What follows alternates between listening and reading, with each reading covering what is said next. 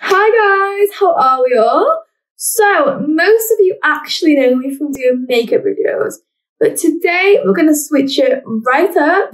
We're going to be looking at murder mysteries today. Well, I'd say murder mysteries / history mysteries, should we say. So, total change, but we all love a murder history mystery, right? Just a quick disclaimer, I don't mean any disrespect towards anybody that I talk about in any of my videos.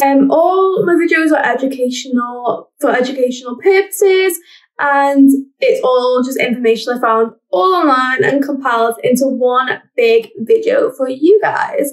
So without further ado, let's get into it. So, King Leopold II. He was born on the 9th of April, 1835, and he was the second king of the Belgians.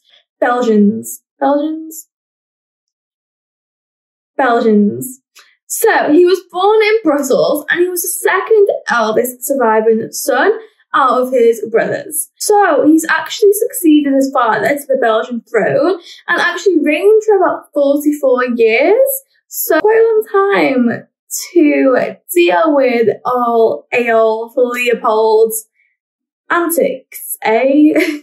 So we've taken up this as like a little hobby, as well as using Henry Morton Stanley to lay claim on the Congo, who's being run at the time by the Democratic Republic of the Congo. So at a conference in Berlin, in between 1884 and 1885, the colonial nations of Europe authorized him to take control over the Congo Free State, thinking it would improve the lives of the native inhabitants. And what do you know?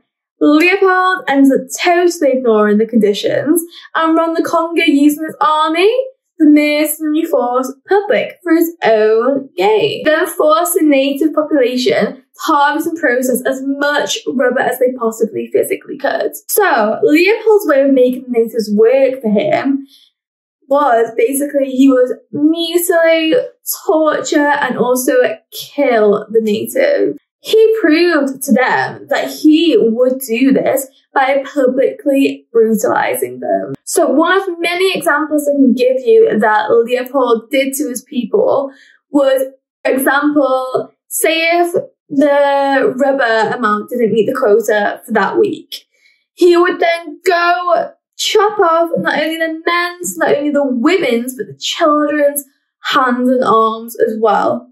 So totally amputated. So therefore, millions of people under his watch unfortunately died, probably from infection, shock, and most of all just having limbs amputated. So in 1890, George Washington Williams claimed Leopold's way of leading was blatant crimes against humanity. Modern estimates actually show that the deaths he caused range between 1 million all the way up to at least 20 million deaths under his leadership. So obviously some historians are going to argue these figures, rightfully so. We will never actually know the specific amount of deaths he caused.